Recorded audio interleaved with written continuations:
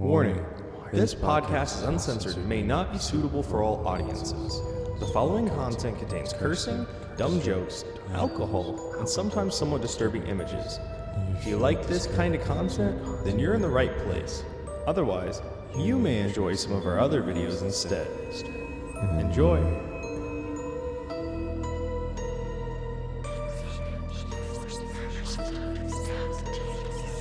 Hello and welcome to the Night Shift Podcast. I'm your host, Jared, and I'm joined with Dom. How's it going? And Jimmy.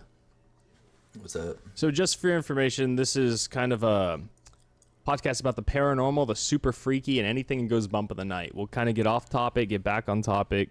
Should be a fun time. What were you saying about the sweepstakes? Yeah, so I'm a finalist in the Face of Horror sweepstakes to do a investigation with the guy that played Jason Voorhees. So the voting starts for that in about 20 days. I could bring it up on the next podcast more. That's pretty cool. So with that being said, anybody that's watching, vote for your boy. But yeah, it's like he's actually a finalist, whatever that means, out of however many people. Maybe everyone's a finalist, and that's just something they say to try and get more clicks. It's like the winner gets to do the investigation and gets like 13 grand. 13 grand plus a photo shoot with like some magazine too. Yeah, I saw something about that. I didn't see anything about the paranormal investigation. No, it just says about a paranormal investigation, but it doesn't say specifically like where, like when. Or they better like pay that. for the plane tickets. Is all I'm saying. Like that's expensive, or that money better be up front. Maybe that's part of 13,000. Yeah, only people that can afford to fly to like Italy can. Yeah. That's funny. But yeah, so hopefully if I can get that, we could actually all do it, because I had mentioned, that I was part of a paranormal investigation group. So, and all the pictures that I've uploaded so far of us three. So yeah, I need to get a screen grab for my newest investigation, because there's this awesome drone shot I got of all of us standing together and the drone flying back. I could totally take a screen grab of that. That'd be an awesome picture. That was the one I was hoping you would. I haven't done it yet. I have it somewhere in a folder, but I've edited most of that investigation, but I haven't quite gotten to working on the intro and dealing with drone shots yet. It's a whole process. We'll get there. Yeah. But today's topic is kind of like what got you started into the paranormal, what gets you excited about it, what are some of the life experiences you've had, just whatever you really want to talk about that kind of gave you a foothold into this. Who wants to go first? I'll go first only because I probably have like the least amount of experience in that regard. So kind of like, I think I was telling you, Jared, a little bit, and I probably mentioned it to Dom too. So, grew up Catholic, whatever, but kind of helped get into, horror movies and whatnot like that, talking about like demons and little spookies and shit. And, like one of the premier movies that really got me into demonology and paranormal activity and whatnot was, 1970s fucking Exorcist. Just a really great movie, and kind of shows the absolute I've seen it, but it's been a long time.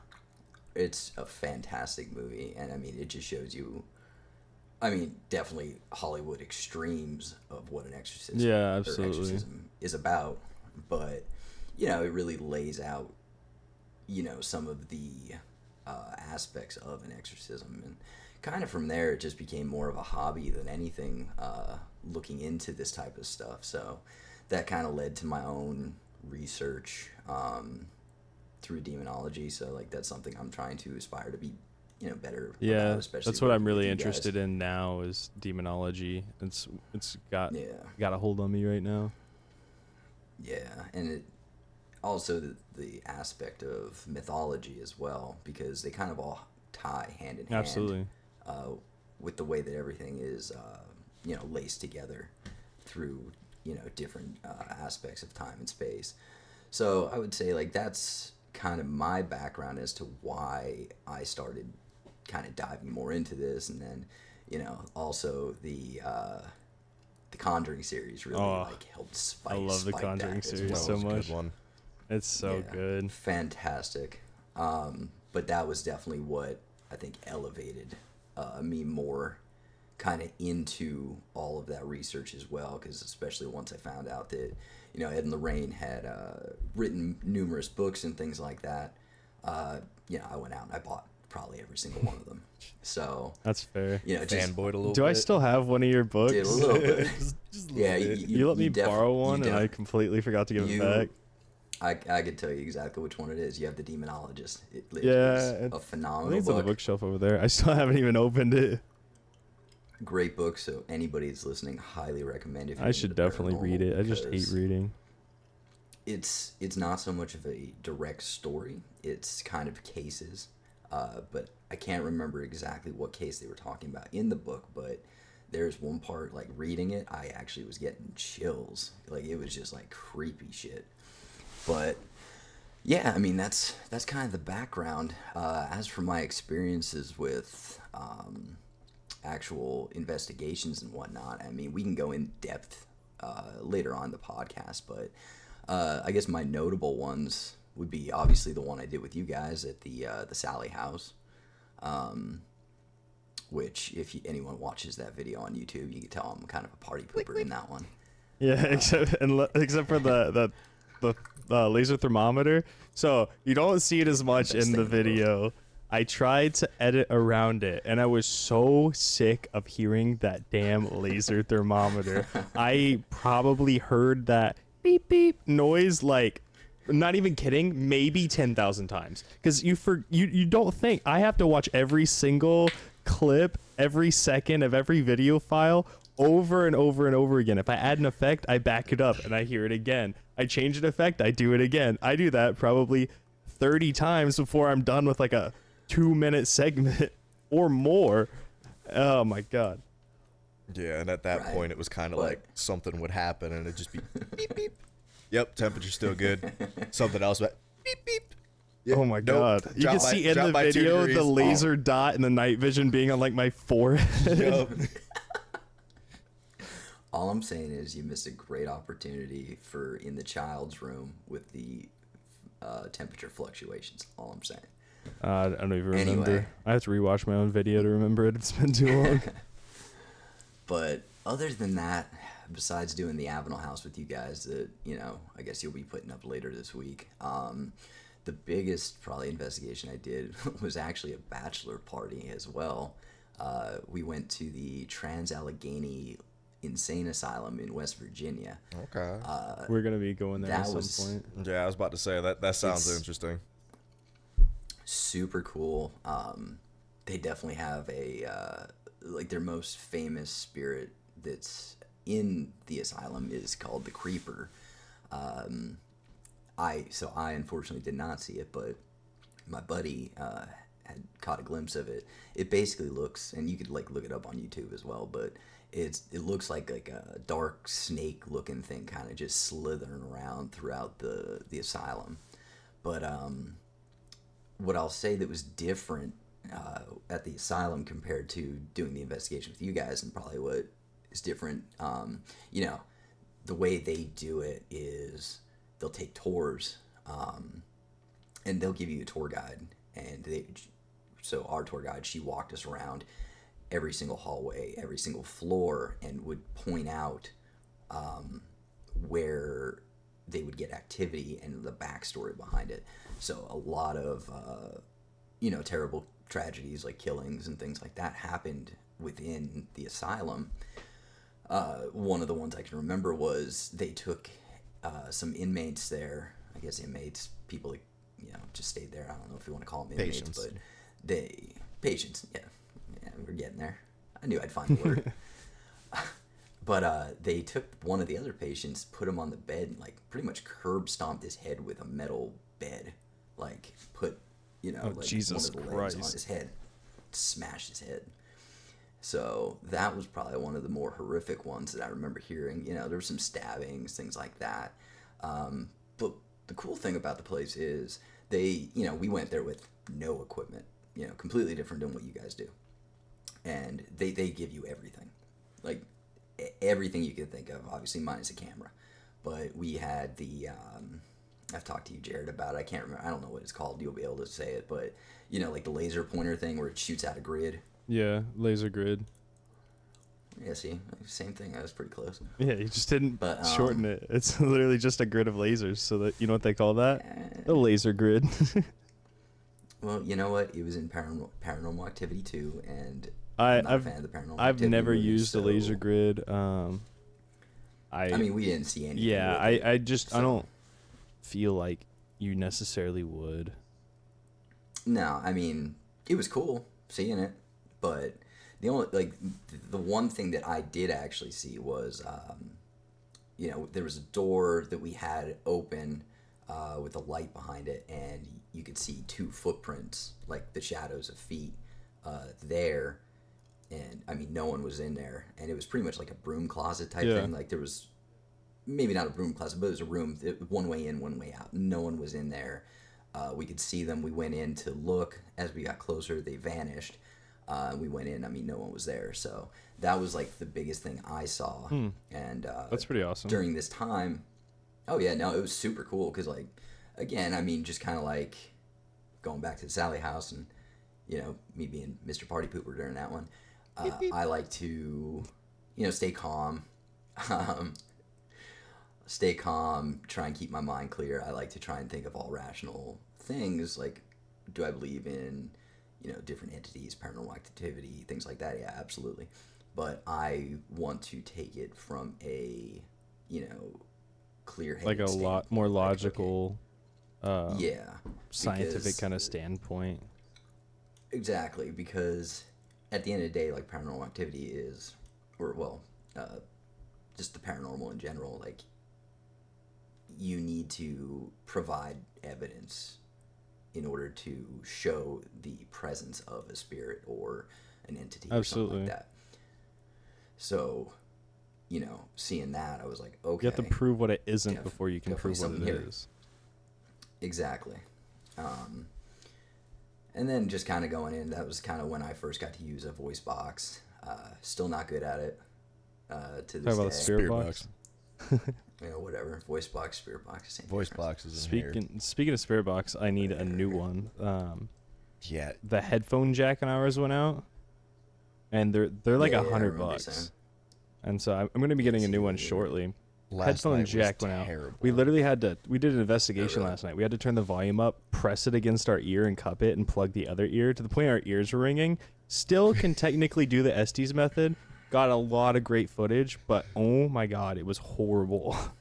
Afterwards, for about 5 minutes, I sat there. I was like, nah, like, hold on. My ear's still ringing a little bit. Let me try to get my ear to stop ringing real quick. We might be going with the Ghost Stop brand next time. Give that one a shot. Yeah, may as well. I mean, it's right here. I mean, honestly, good old Lynchburg. I say fuck it. Let's spend the money and get the one that produces the words.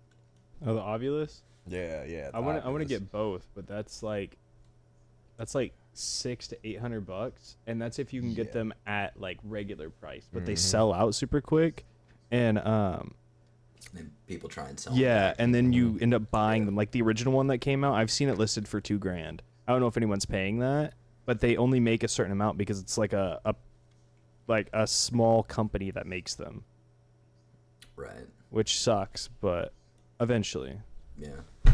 And then, I mean, I guess just to wrap up mine, more on the funny side, but and I mean, I know you both have seen it. You know, like I hit a point where I'm just like, you know, I don't fucking care anymore. Like I could die right now. I would go to bed. But you know, they took us down. Like one of the last ones we did was the basement where they would do the lobotomies of people, and we're going down. Phlebotomy? Why are they taking blood down there? Yeah, you should definitely. Anyway, so yeah, they take us down where they did lobotomies, and the whole time I'm bitching and moaning. I'm like, fuck this. I just want to go to bed. And we get down there, and the tour guide, she's like, yeah, we get a lot of dark figures and like growls and things like that. And I just threw my bag down, leaned up against the wall, and I said, fuck it. If this is how I'm gonna die, I guess I'll die. I mean, that was my first real paranormal experience, and I mean, definitely since, linking in with you two, like definitely have gotten more. Plus, it's always fun to definitely fun to talk to both of you about the investigations and trying to kind of figure out what potentially is. Yeah, you've also helped a lot with research going into a lot of places, which is really helpful. Or if I just need someone that's kind of researched on a lot of this to bounce whatever's in my head, like bounce off of, you're a really great resource in that regard. I think it's hilarious how much different you were between the Sally house and the Avenel house, because part of me thought you were just like weirded out and kind of scared at the Riley house, because every time I would try to hand you a tool, be like, Jimmy, you do it. And you're like, nah, I'm good. I was like, yeah, okay. So and then every time at the Avenel house that I tried, you would just be like, okay. And you take it and you just go. So my reasoning with that was at the Sally house, because we had, Sergeant McKinnon and Tara there. I felt like there was just too many cooks in the kitchen. That's fair. So because there were so many people, like, you were taking your lead, Sergeant McKinnon was, Tara was, I was just like, okay, this is actually like okay with me, because it's going to let me, sit back, be, unbiased, and actually read the situation how I want to do it. But then, at the Avenel house, just me being me, you, and Dom, obviously, like, can't have you do everything. So it's not like Dom can do everything. He's the designated camera guy. Camera guy. Well, I was the thermometer guy at the Avenel house, but I lost that privilege. Sorry, at the Sally house. But so I mean, like, no, I have no issues with using any of the equipment. The only one that I cannot do is the spirit box. Like, it's such a hard piece of equipment. You have to. Well, sometimes it's like it'll stop on a station. You'll get a very clear word. Other times it's like you have to hear what's behind all the static, and you like hear words. And trying to pick those out, sometimes you have to wait like 5-6 seconds and like form your thought on what you heard. It's definitely difficult. Yeah, and I think that's just like the thing was when I did try and do it at the Sally house, like I put it in and I was just like completely overwhelmed by just how much static and really nothingness. Like I could hear it like quick change the channel, and like I'm like, maybe I heard a word, but I really don't know. But, like using the dowsing rods, all that stuff, like that's fine. Like I'm totally cool with doing that. The Polaroid at the Avenel house was super, in my opinion, came in clutch too, catching some of those, like potentially those orbs and whatnot. So yeah, no, I have no issues with using equipment or being as involved as possible in an investigation. But like I said, when there tends to be just too many people, and obviously everybody gets excited, everybody wants to be involved in it, so it gives me that opportunity to sit back and watch. I'm glad, especially the Sally house, McKinnon and Tara had a lot of Tara, not so much. She wasn't necessarily wanting to be as hands-on, but the fact that she could watch McKinnon participate directly, because I mean it was their idea in the first place. I mean, I've always wanted to go, but they're the ones that like set up the plan and everything. So I'm glad that they got the most out of it that they could have. Yeah, and I think the other thing of the other piece of the puzzle too is like, especially going with the Sally house is the example because of how many people are like, you, Dom, Sergeant McKinnon, Tara, like you guys are all like, you have that sensitivity to this, like whereas like I've never had that like feeling of like, oh, there's something here. Like when you go outside or whatnot and it's dark, like you get that feeling like, oh, something might be watching me. Yeah. Okay. And then I'll just go on my way. But I've never had that feeling like, oh, something is here. Like even at the Sally house, like, when we were talking to Francis, like, I mean, what are you meowing about? Full-blown conversation. The cat wanted to be a part of the podcast. I mean, they're like, what is it? They're like a creature that can walk between both worlds. It's fine. Exactly. They sense paranormal activity. Yeah, I mean that's why I have my dog. Whenever I move to a new house, first thing he goes through the door. That way I know what's up. But yeah, no, I think that's been like my favorite part though because I don't have that sensitivity especially working with you guys, is you guys have that. So when I know you guys are like, hey, something's here, I'm like, all right, cool, something's here. Let's get it going. That's fair. But it's nice to have a good mix. A good mix of skeptics, sensitive people, mediums, people of different backgrounds, religions, faiths, so on and so forth. It's nice to have that when you're looking for the supernatural. When people of different like faiths and different beliefs can agree that like they either sense something or like this equipment going off, like this is weird, and everyone can agree on it, that's what makes it more accepted as fact, if you get what I'm saying. It makes it easier to accept as fact and to prove as fact, you know what I mean? Because it's not like we're all coming here with the same background, the same reasons for doing this, and that's why the topic today is what our experience, what our history is with it, because having shared belief but difference in faith, I think is just truly powerful when searching for the paranormal. Yeah, and I mean, kind of like what we were discussing prior to, starting this episode was, that stuff that we'll go into as well later in the podcast, because kind of like what we were saying at the beginning of this, all, in my opinion, whatever anybody believes, believe in it, it's yours, all that good stuff. Yeah, that's actually a good point to point out real quick. For anyone that is watching, all three of us believe differently. We're not like shared in our faith or religion or anything. So anyone from any background is welcome to believe what they want, say what they want, but we're just here trying to talk about what we discovered and kind of the different ideas we have. I don't want anyone to feel excluded by what we're saying. We welcome everyone. Yeah, absolutely. And like I said, it's just when you look at, and again, not knocking on anybody, you look at all religions, all mythologies, and if you Norse pagan, whatever, to some people that's mythology, others, that is your religion. Awesome. But when you look at everything big picture, there are so many similarities between all religions. And we'll really kind of dive into that in later episodes. I was thinking about we could always literally break it down by mythos, discussing like Norse, Greek, African, because they all do share similarities. And even like some of them, they share similarities with, the Abrahamic religions, the ones that are the most popular in the world today. Yeah.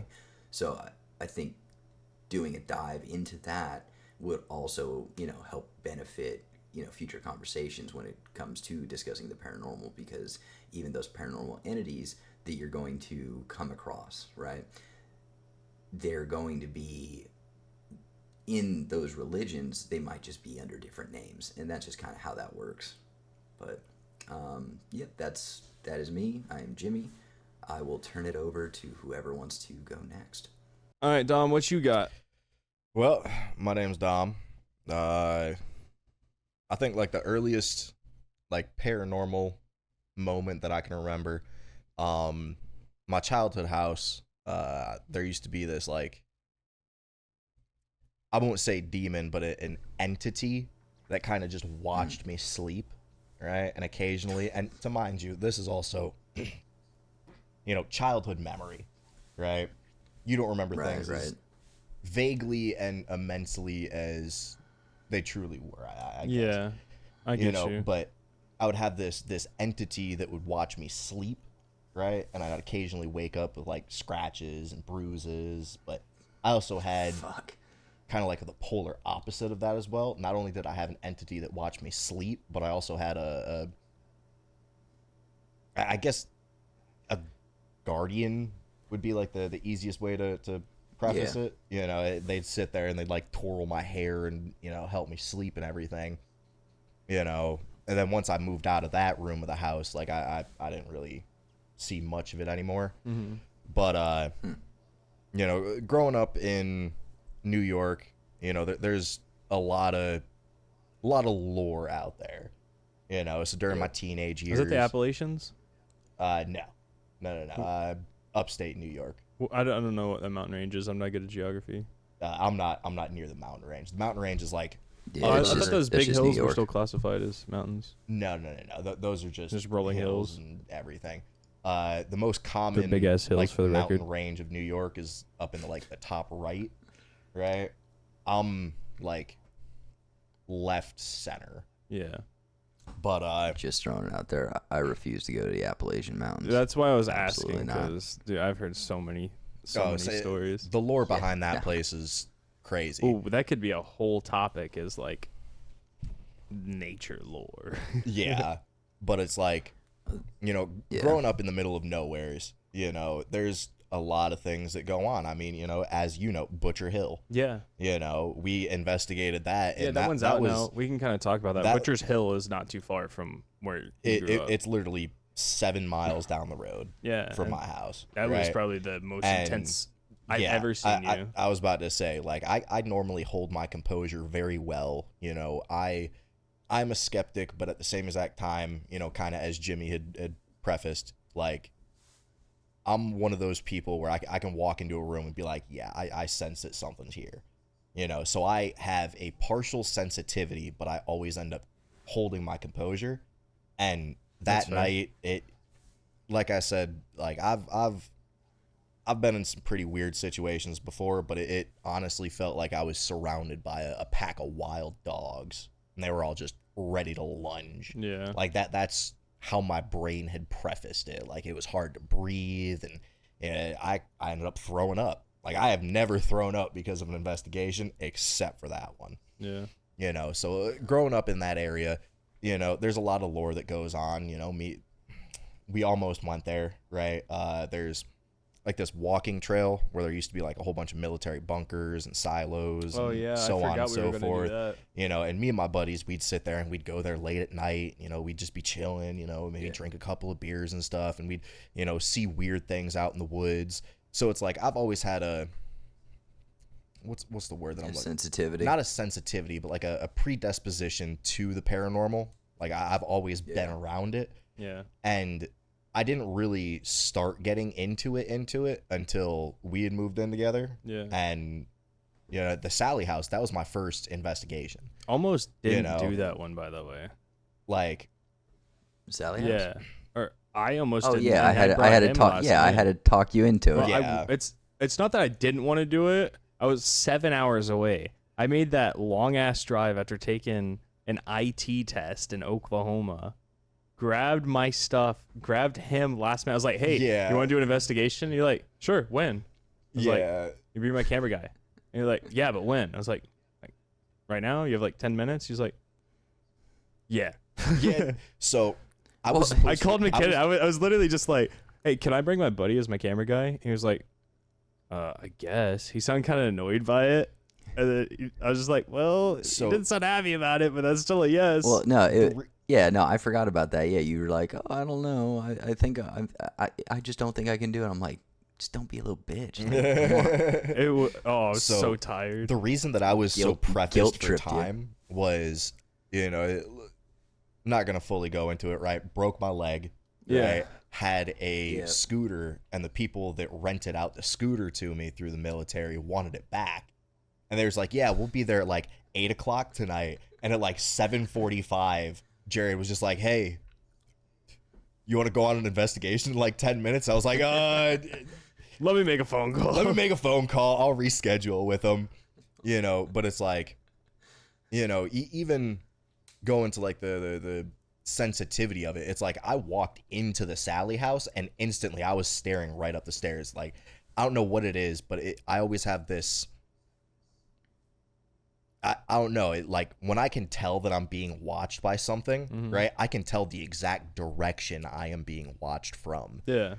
So it's like, I walked into the Sally house and I was staring right up the stairs, and upstairs was where we had the most activity, right? We had a little bit of activity in the basement, but it's like that one room where I got scratched. No, the other one. No, he's talking about the spare bedroom. Oh, right? Yeah. Where it was like targeting you? Yeah, it was targeting me. It was calling me very homophobic slurs over and over again, talking about how it was going to kill me. And it was going to it was gonna, you know, people and the best line ever. I had to cut it. Serial fucker. I had to cut it from the video for obvious reasons. I had to cut that whole segment. One, I lost some of the audio anyway. There was already one reason to cut that section, but it was just like on the spirit box, it was cuss word, cuss word, cuss word, cuss word, cuss word. I'm gonna rape you. I'm going to fucking kill you. Slur, slur, slur, rape, slur. Like over and over again. And then I literally said, minutes. I'm the serial fucker. And we all started laughing. It was so funny. But well, yeah, could you imagine Captain Crunch coming in and saying, oh, come here. Count Chocula comes out of the closet. Count Chocula. Yeah, you know, come here. But it's like ever since that like split second decision, I've kind of been gathered further and further into it. Yeah. You know, we've been on what, like 7 investigations now. I don't know, a lot. You know, I would say we did Raleigh House like, twice. That's 2. Sally House, Avenel House, Butcher's Hill, the one we just did. We got another one tomorrow, another one Sunday. So we're at like 6. Tomorrow will be 7. Sunday will be 8. Might have another one next week. I might end up moving the one tomorrow to next week, actually, just because time frames. Still gotta try and get up to the Conjuring house. Yeah. Well, if we can, the new owner fired a guy. Yeah, I saw that. Yeah, he fired a guy because one of the people, I forget if it was like a maintenance worker or one of the housekeepers or whatever. Maintenance worker. He started talking about the paranormal, and the owner doesn't want to acknowledge that there's anything paranormal or supernatural in the Conjuring house. Like the new owner fired the guy for it because he wouldn't stop talking about like different experiences he was having in the like supernatural at the Conjuring house. See, and that's the thing. Like I don't understand because you can still do investigations there. Like there's still pricing to do that. Like you go on the website right now and like we were talking. Have they not about shut it it down? Weeks ago. No. I didn't know if they had or not because I saw something. I watched the Overnight channel a lot. They do paranormal investigation, but I can't remember if it was that channel or another one that had just done an investigation, and they said something like, "This is one of the last investigations that'll ever be done here. It's being taken over by new ownership, and they're not interested in the paranormal." Maybe it's something I read. I mean, it's been a while, but yeah. I mean, at least the last time I looked at it, like you could still book investigations. Like I said, if you can do it during the week, it's significantly cheaper than it would be if you do it on a weekend. That's how everybody is. It's like, I like my mom's house is like 4 miles down the road from what used to be like a psychiatric addiction center, right? It's like if you pled insanity or, I didn't mean to eat his face, I was on bath salts, they wouldn't send you to prison. They would send you to the specific facility. Well, they just shut down and they opened up tours, and my mom sent me like a web link to it. And I was just like, oh, this is cool, right? Because my mom, she joined us for one of the investigations, and she was like, yeah, like this is cool and everything, so she kind of like sent us some information about it, right? For like a 4-hour tour, it was $600. Oh, dude. Right. Speaking of numbers real quick, just because I have them in front of me, the content creator price for the Conjuring house, Sunday through Thursday, $1,200 a night. Friday and Saturday, $1,500 a night. And for anything over 6 or 8 people, if you have more than that, it's an additional $160 per person.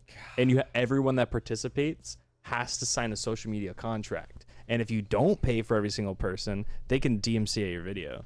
Really? Yeah. Yeah, so they updated that since the last time I looked at it because it was not that much like a couple weeks ago. Yeah. It is a really good amount of time, though. It's 13 hours, 7 p.m. to 8 a.m. You get a guided tour. That's not too bad, to be honest with you. That's the equivalent of $100 an hour, just about. They don't give food or drink. They don't give any equipment or anything. You have to bring all your own camera gear, equipment, everything. That's how most of our investigations have but for that price, we could probably pay the same for the Trans-Allegheny, and then we have all the tools we need. We could make that flight.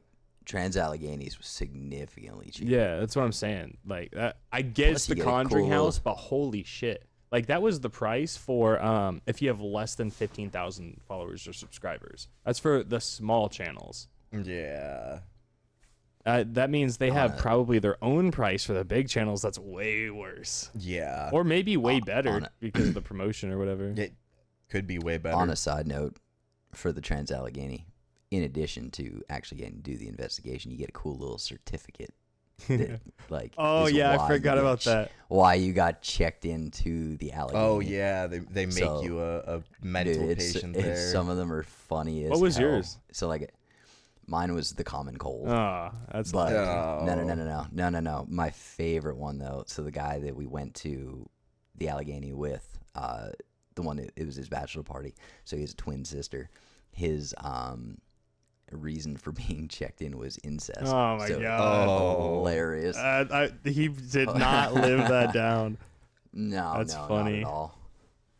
But I think we had a good little roundabout, but we got to get back to Dom on this one. Yeah, but kind of going back to what Jared was saying earlier about like different backgrounds and everything.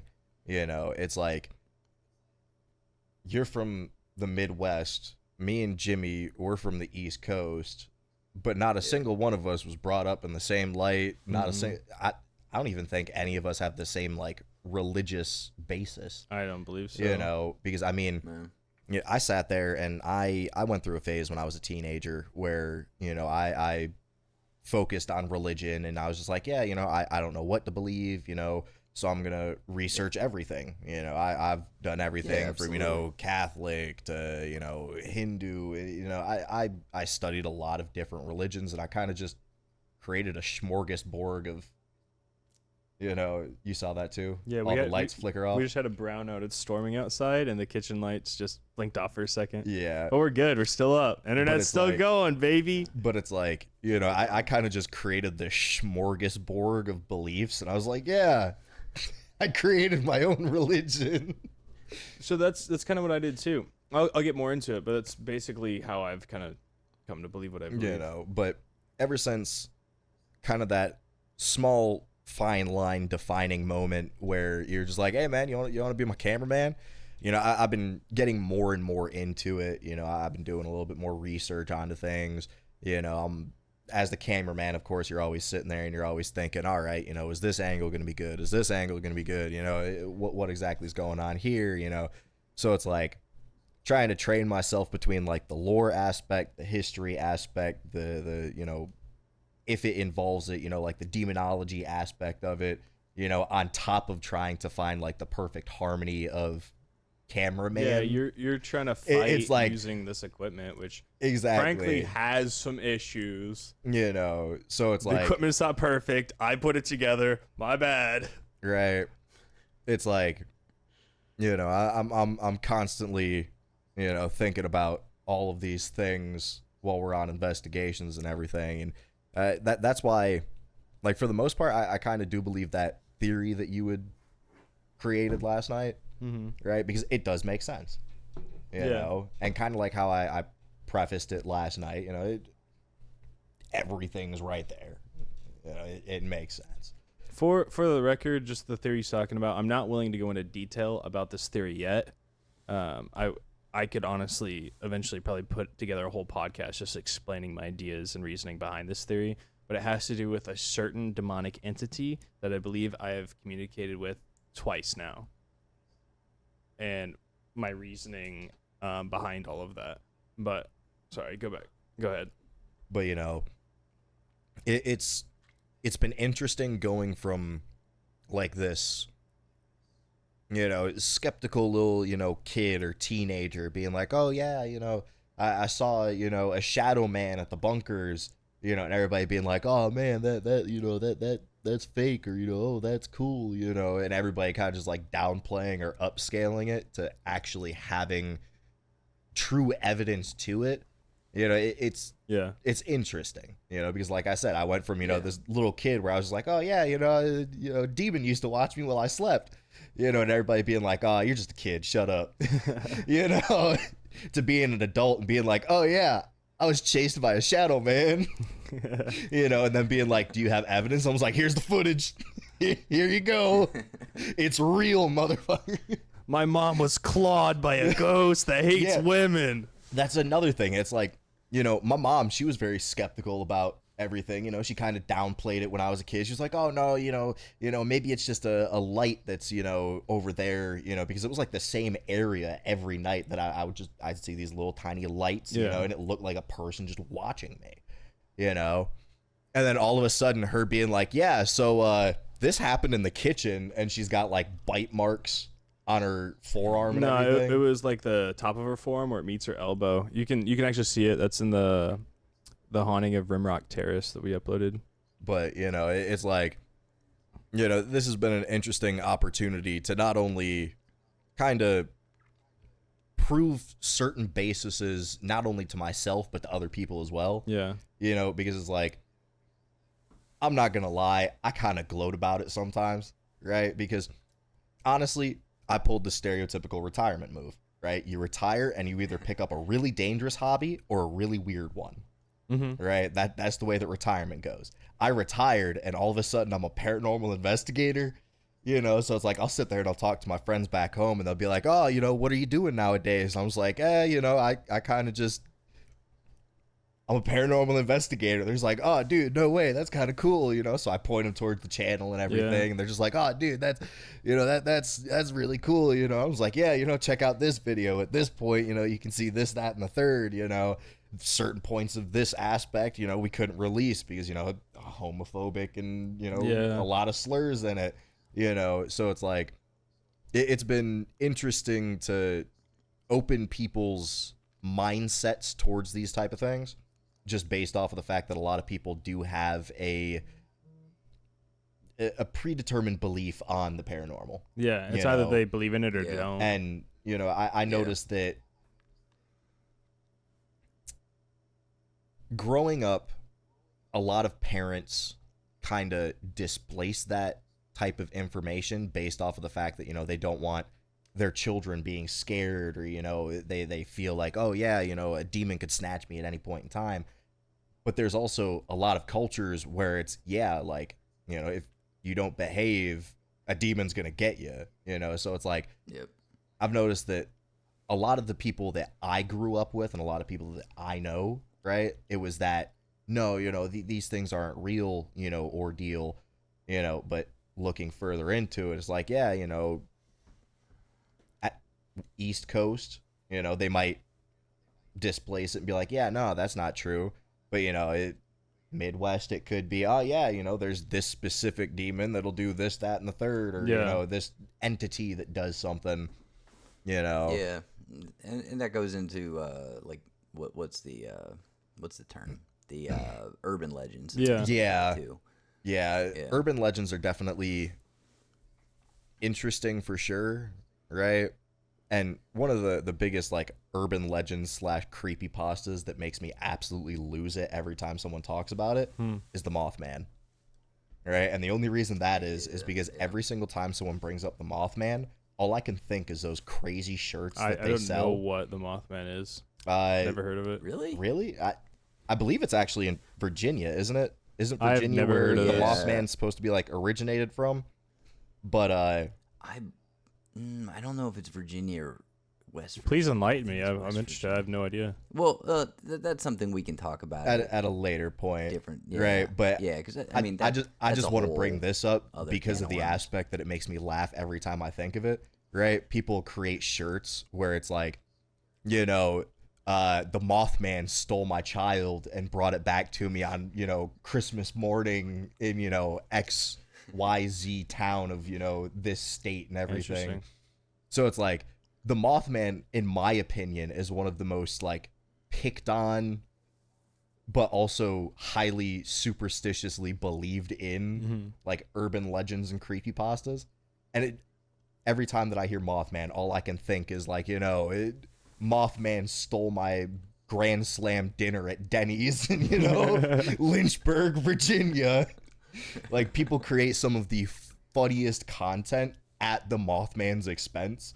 But then you have the complete opposite side of the coin where there's like, yeah, dude, like, I was brought to space by Mothman. You know, it's like there's some crazy people out there. There's like, oh yeah, you know, the Mothman, he brought me to this, cave, and I lived with him for 2 years, and it's like, dude, you were at work last week. So it's like a lot of people make fun of him, but a lot of people also like highly believe that this is a true to God, creepypasta or urban legend. Yeah. And he falls into that cryptid category as well. Like a Bigfoot. Not creepypasta, but cryptid.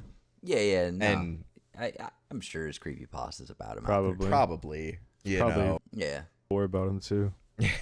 You're probably not wrong. Okay, so seeing how we're gonna bring that up, right? You can edit this out if you want, right? My most favorite one is a bumper sticker, right? And it says I think it was Nashville, Tennessee, right? It's a bumper sticker that says, "The Mothman ate my ass at your local Waffle House in Nashville, Tennessee." And that's like the only thing that comes to mind every time that I hear Mothman is just that bumper sticker. That's funny. I'm leaving that in. I'm leaving that in. That's funny. The worst part is that's probably an everyday occurrence at a Waffle House. Probably. Yeah. Probably. That's fair. Mothman's favorite restaurant. There we go. Right. Waffle House needs to do a collaboration with Mothman, right? They have their own. Instead of Waffle House is watching this, sponsor me. Right. Yeah, waffle or Mothman waffle special. Big Waffle needs to sponsor me. No, trying to open up a Waffle House is hard as hell. Trying to keep it open probably is too. No, so before I got out of the military, I wanted to open up a Waffle House in the area because I was so upset that the closest one is like 3 hours away. Yeah. Right. And I was like, I'm gonna open one. And like the predispositions to even get looked at to apply for like a Waffle House licensing, astronomical. You got to have like at least a 4-star restaurant for 5 or something years running. You got to have X, Y, and Z going on. And I'm just like, man, like, I just want somewhere that somebody can do heroin in the bathroom. Yeah, I was gonna say, I just figured one of the predispositions was, just make sure you have cigarette ash in the eggs. Make sure that you have a blunt behind your ear while you're cooking, and make sure there's at least 2 trap houses on the same corner. All waitresses need to know karate. All right, back on topic. But like I was saying, it's been interesting opening up people's eyes to certain aspects that they kind of had force closed for, a predisposition amount of time, Yeah. So I have to say, between that and like the validation, like Rimrock Terrace, for example, right? Most satisfying moment that I ever felt was basically being able to be like, hey, you're not crazy. There's actually something here. And then be like, wow, like nobody's ever actually agreed with me in this aspect or brought me, it has evidence of this aspect, and now instead of my husband being like, oh yeah, I don't believe you. It's like, oh yeah, go watch this video. This shows you everything that I have been experiencing. So it's definitely satisfying in that aspect, but it's also satisfying of being like, yeah,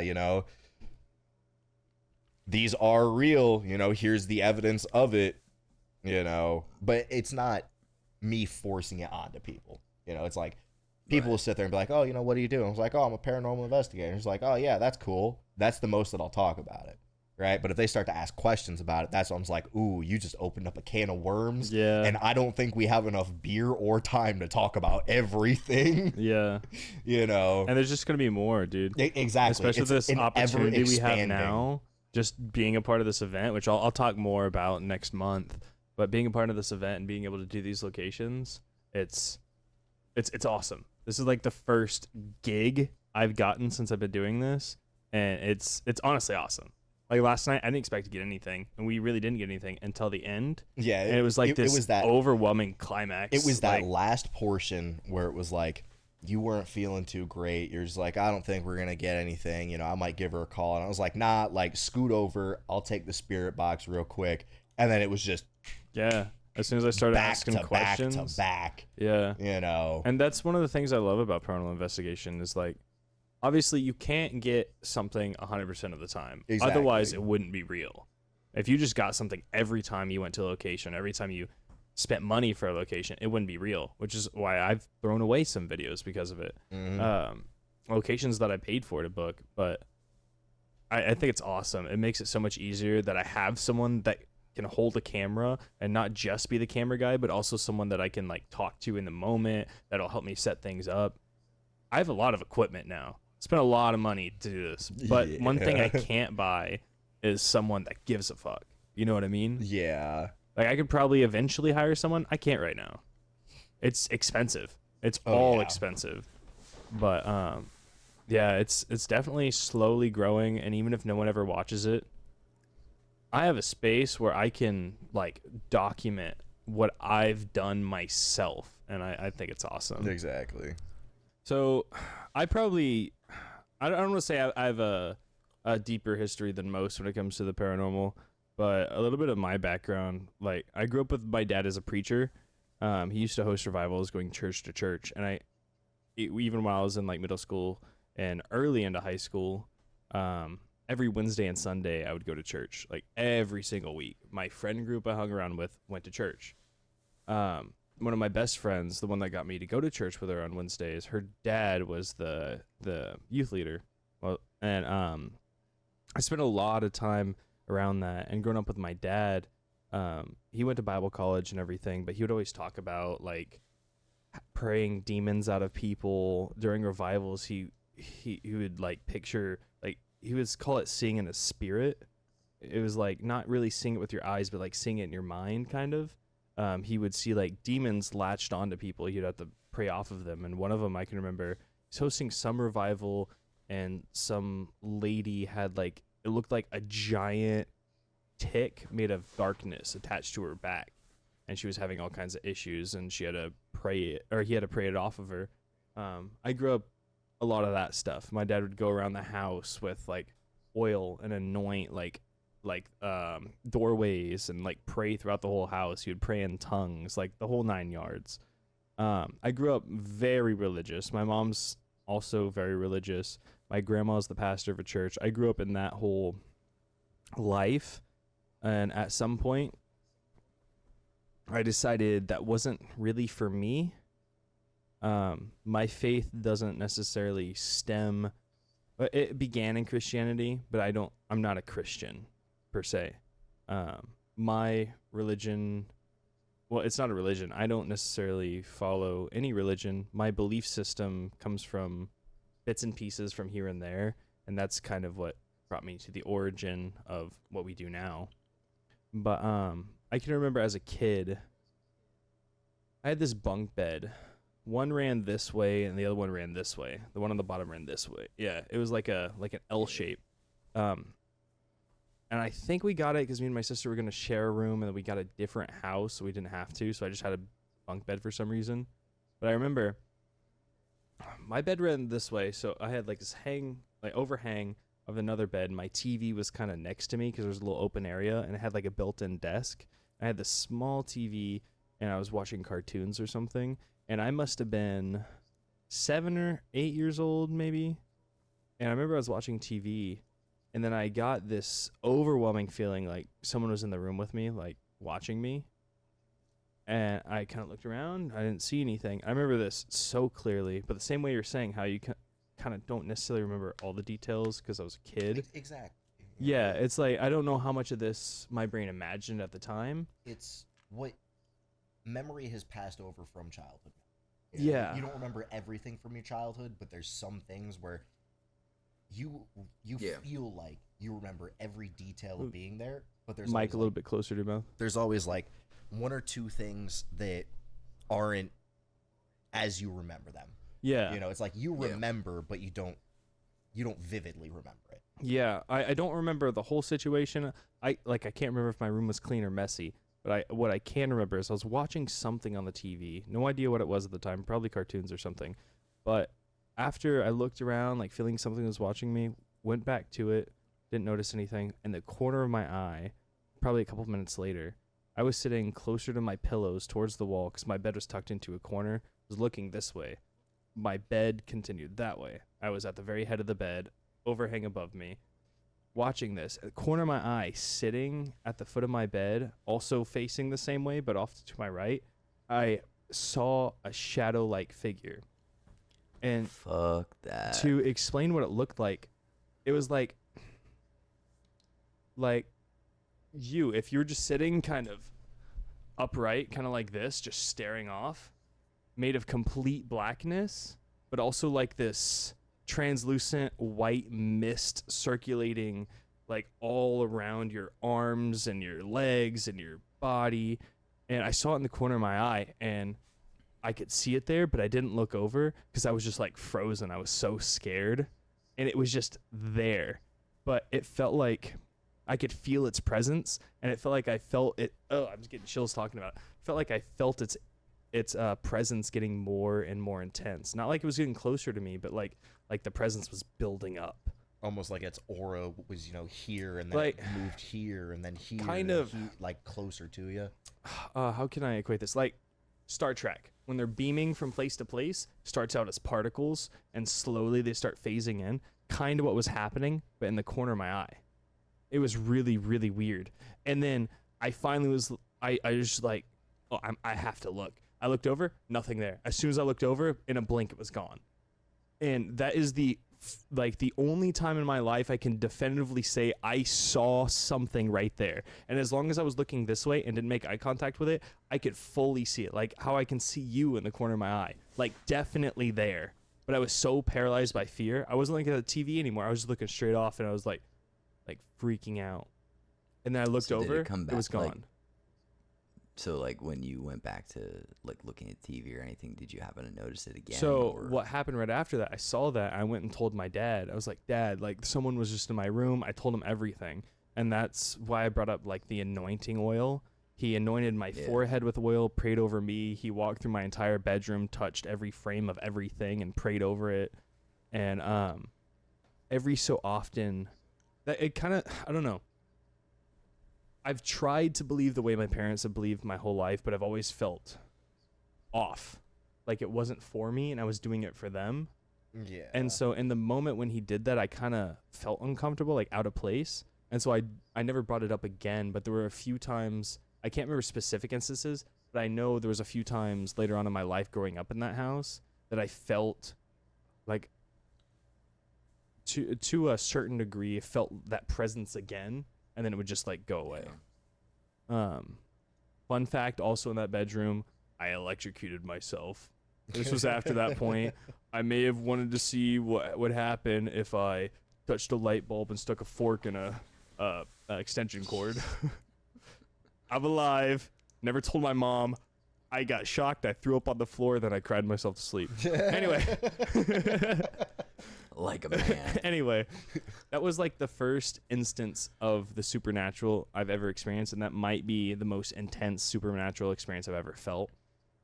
But that kind of led me on a journey, but later on in life, because I grew up very much, I couldn't watch Pokemon because my dad would always say Pokemon was pocket demons. If it had anything to do with demons or anything, if you could even pretend direct it towards like demons or the devil, it couldn't be involved in my life.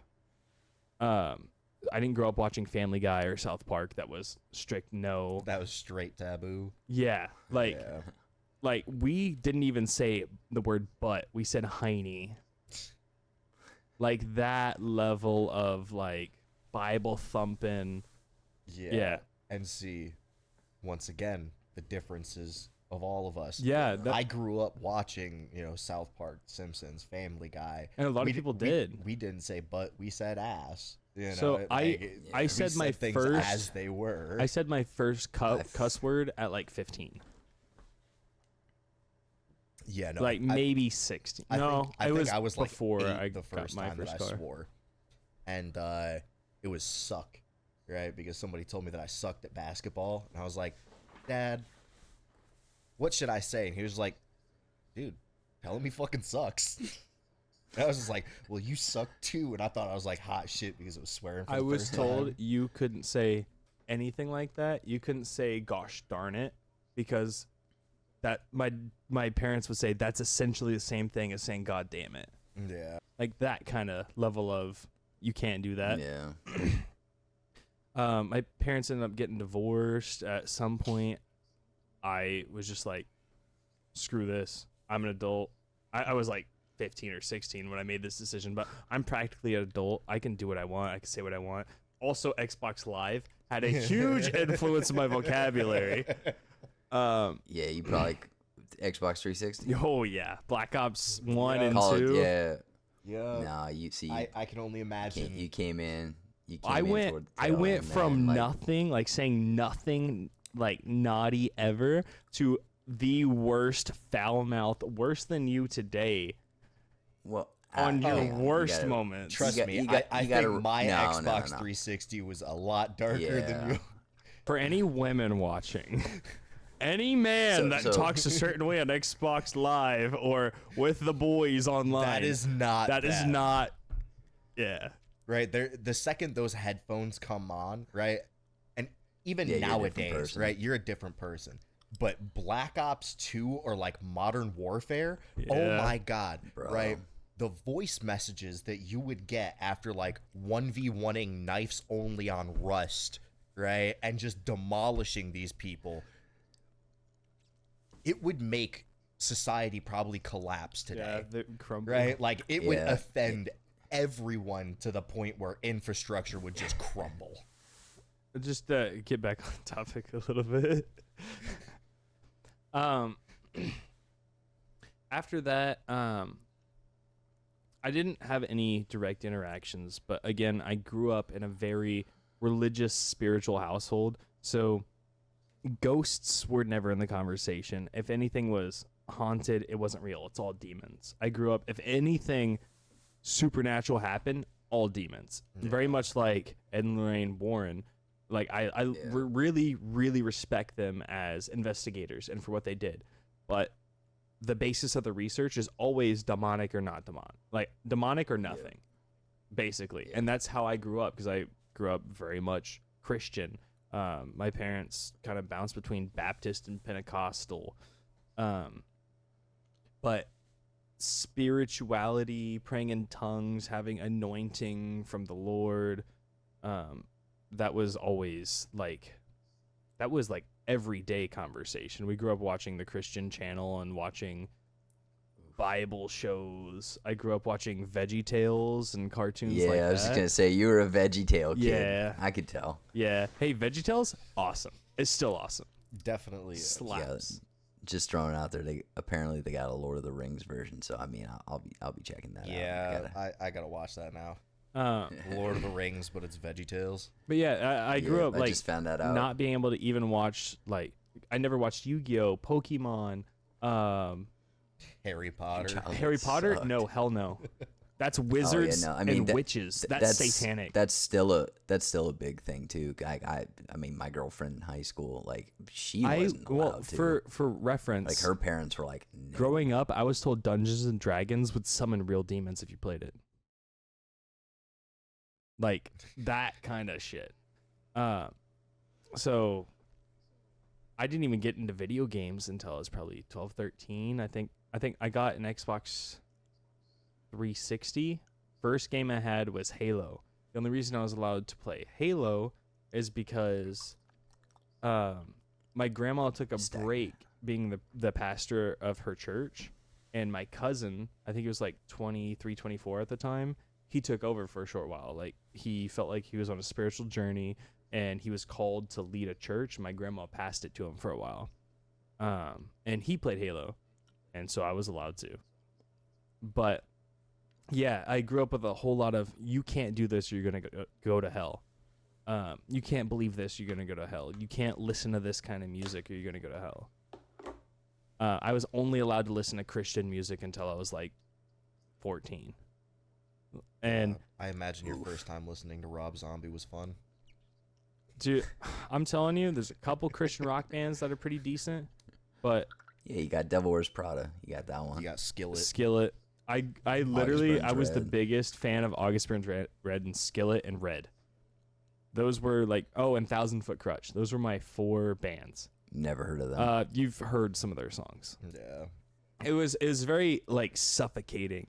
And at some point I was just like, I was bouncing in between what I believe, what I don't believe. And eventually I just decided I wanted to go my own way. But after my parents got divorced, my mom started renting this house. It was a pretty big house. It was pretty old in my hometown. And this is where I finally started having ideas about spirits and ghosts. Still no idea what it was. Still a skeptic, by the way. An open skeptic. And there would be times at night that I'd be like playing Xbox in my room. My mom would be asleep down the hall. My sister would either be at her friend's house, she'd be home. But usually my sister was out doing things, so she's a little bit older. And I would just hear like these stomping footsteps, like either walking or sprinting up and down the hall. It was all hardwood in that house. It was old, like old school hardwood. All of it. Yeah. Basement floor, main floor, and then we had an attic. But right outside my bedroom was the long hallway. You go around the corner, it goes to the kitchen. Up and down that hallway, often throughout the night, it'd be running up and down the hall. I remember I would hear it, and it'd be so clear. Open my door, no one was around. I would say, Mom, walk down the hall, open my mom's door a little bit, and she's just knocked out because she had to work early. And I remember going back to my room and being so scared. I would get off Xbox and just lay in my bed, throw the covers over my head. I was probably 14, and I would just be sitting there fucking like praying to God that something wasn't gonna like attack me, because it was so real.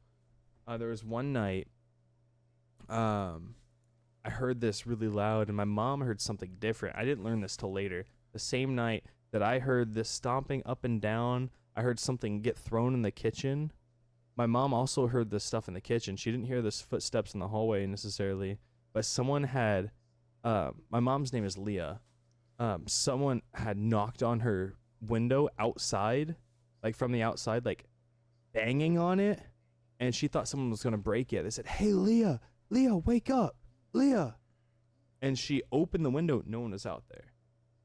And, I didn't know that's why she went to the kitchen that night, because she didn't tell me at the time because she didn't want to scare me. But the night that I went to the kitchen because I was hearing things thrown around, I ran into my mom in there. I thought my mom was like going through like a manic episode or something and like throwing spices out of the spice cabinet. But no, she had heard that banging on the window and then heard the things in the kitchen. We both met in the kitchen. She got there before me, walked in there. The spice cabinet, it was double, like cabinet door was open. All the spices were on the floor. And we had this light that was over the sink. I didn't even know it turned off. I had never found a light switch for this light. You had to like reach up under the cabinet. There was a little lip and it was like a hidden switch to turn it off. No one ever turned it off. Yeah. Like it just never got messed with. And we went in there, that light was off. And I was like, "Mom, what's going on? Like, are you okay?" She's like, "Yeah, like, did you throw these spices out? Like, what's going on?" And we both were just like, "I have no idea." And she was like, "Did you turn the light above the sink off?" I said, "I didn't even know that light had a switch." And we've talked about it a few times since then. She told me a couple of years ago that she heard the banging on the window, but she didn't tell me in the moment because she didn't want me to freak out. She was trying to like calm me down, be like, "No, it's fine. It's probably nothing." And she would just pray or whatever.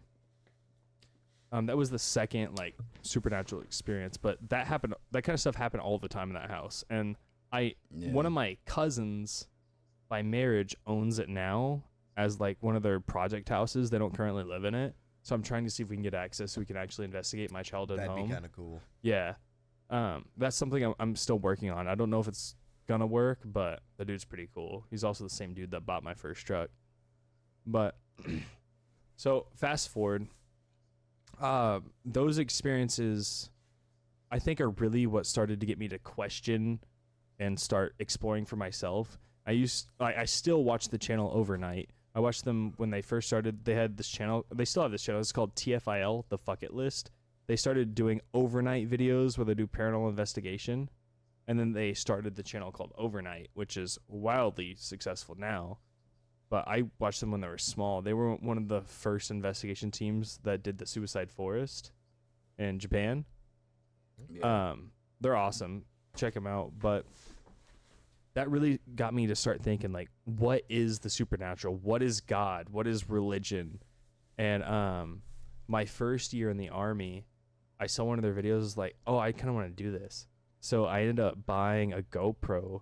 I got this little, like, hand mount, and I taped a light to it, put the GoPro on top. Because GoPros, if you didn't know, do not do good in the dark. They have no low light sensitivity. If there's not an active, super fucking bright flashlight, it's pitch black. And so I duct taped it to the side so I could like hold it like this and like hit the light with my hand. I had one of the focusing, like telescopic modes. And we went to a cemetery. It's not too far from here. It's like 35, 40 minutes at Alma Cemetery. We did that one and we went back a couple of times. And I remember I remember the first time I did one. It was so scary, dude. We heard like footsteps not too far away from us, like rustling leaves, like heavy footsteps, a bunch of other shit. And me and my buddy were so fucking scared. We ended up sprinting out of the fucking cemetery to the car. And we're like, nope, fuck this. We're leaving. And we called some friends. We're like, hey, you want to come out and do this? They thought we were inviting them. We were doing it for a comfort thing because just me and him couldn't handle it. We went to a couple cemeteries. And then we went to this hotel. It's not too far away. I think it's called the Cottage House. And that was the first like real experience I had like investigating. Yeah. We went through in the video footage. We didn't see it at the time. You could see like mist rise from the floor. There's a picture frame that started like violently swinging on the wall. To be completely honest, we were both drunk at the time. One of us could have scraped that picture frame, but I don't think either of us did. I genuinely don't. It just started fucking swinging on its nail. And I still remember that.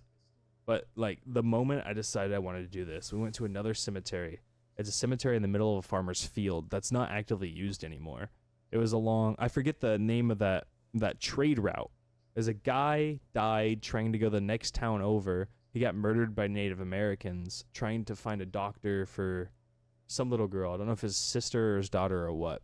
He got murdered, and the lore was at 3 a.m. you could hear like the hoofbeats of the horses chasing him down as he's trying to get away. No belief in it whatsoever. We just went. It was all kind of spooky, whatever. And there was a moment. There was like 4 or 5 of us there. We're all just bullshitting. It's like 2:30, maybe 3 o'clock in the morning, bullshitting about whatever. And all of a sudden, all of us stop talking and look at each other, and you can hear it in the video. And you just hear this like galloping of horses, like 5, 6 horses side by side, just galloping and running. And it was so clear. We felt the vibrations in the ground. And it was crazy.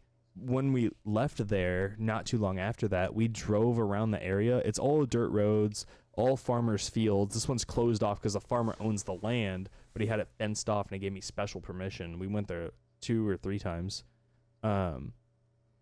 And that was like the defining moment. There was no horses, no cattle, not even cows at any of the pastures around there. You had to like drive through this little dirt path coming from a dirt road through a field to get there. But yeah, there was nothing around there, and it was amazing. And then I ended up going on rotation to Europe, and I saved up a bunch of money coming back. I told you, because you're my platoon leader at the time. Yeah. And I bought a bunch of the equipment before I got back. I re-enlisted, had a bonus. I bought some more equipment. That's where all my foundation of equipment started. Got a new PC so I could edit and everything. And then my first investigation was my buddy in Oklahoma, the Pumpkin Theater. And I did it, and it was pretty good. And I got put on the front cover of that newspaper, and that's the one that's framed in my room. And then I realized I kind of have a knack for this. I've always made videos since I was a kid. I did like Minecraft videos with my friends. My best friend that I still have, like the videos still exist online. They're just hidden, so only I can see them. We started a Minecraft series that's like 10 parts long.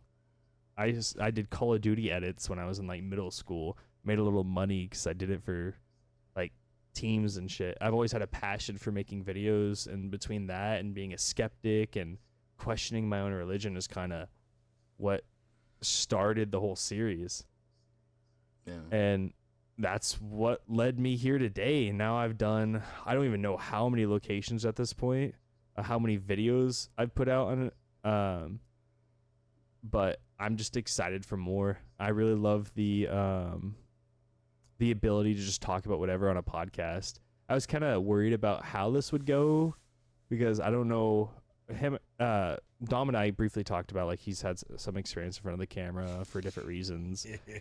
Jimmy, I don't know if you've ever necessarily had experiences talking in front of a camera like this, but it's awesome that I can kind of like bullshit and kind of get what's in my head out and have the freedom of the podcast. So I'm excited for the podcast and where it's going to go. I'm excited for the event we have coming up. I'm excited for all the investigations we have to come up, and it's growing. But honestly, I don't even know if I care if it grows.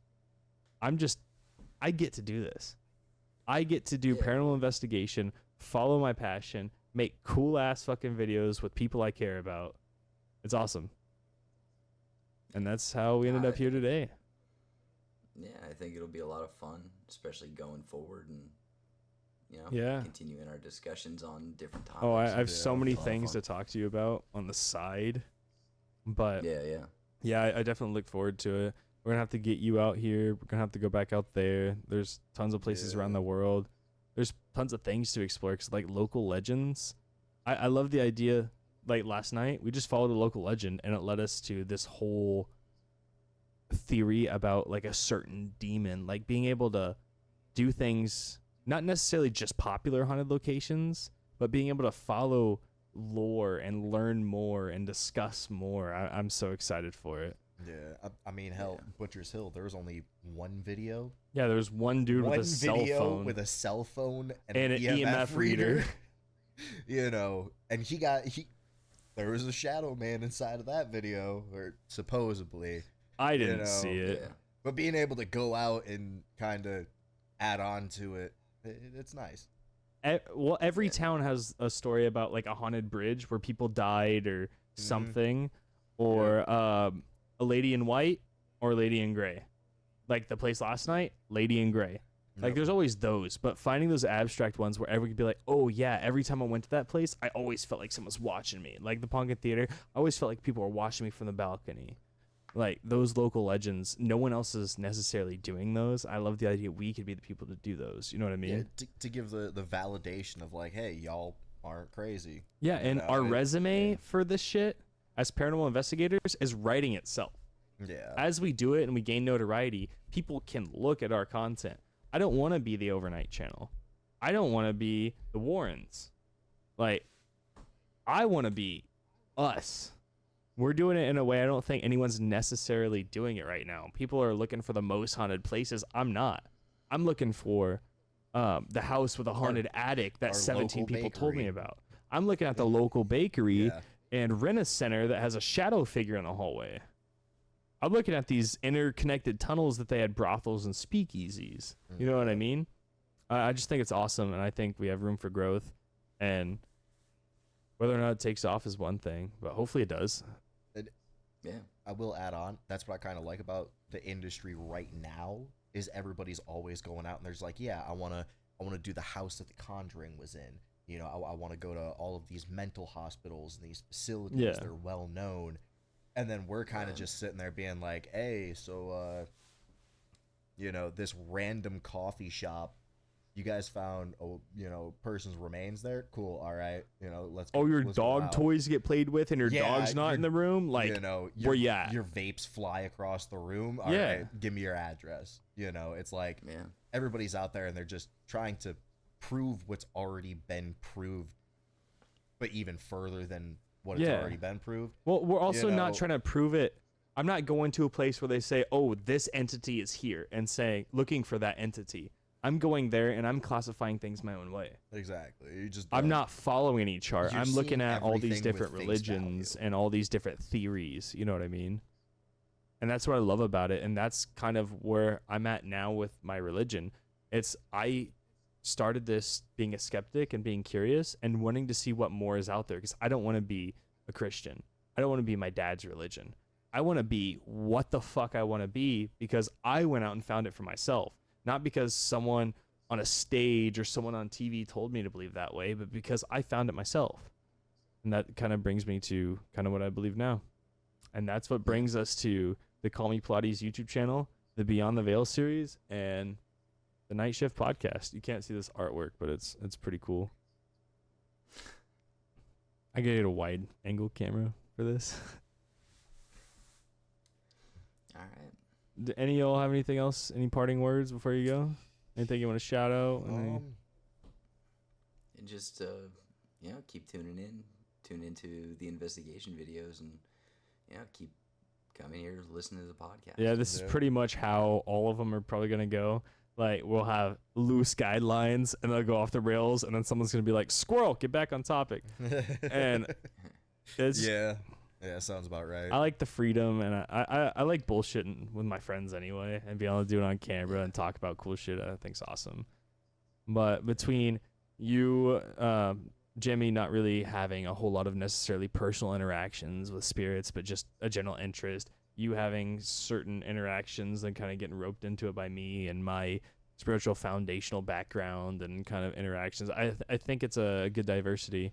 I look forward to, I would like to have like a medium on, or like satanic followers or Wiccans or so on and so forth, and actually have them on the podcast and talk about this. I think it'd be awesome. It's like Joe Rogan, but paranormal, but ghosties. So talk about ayahuasca and chimpanzees. We're gonna talk about ghosts and demons.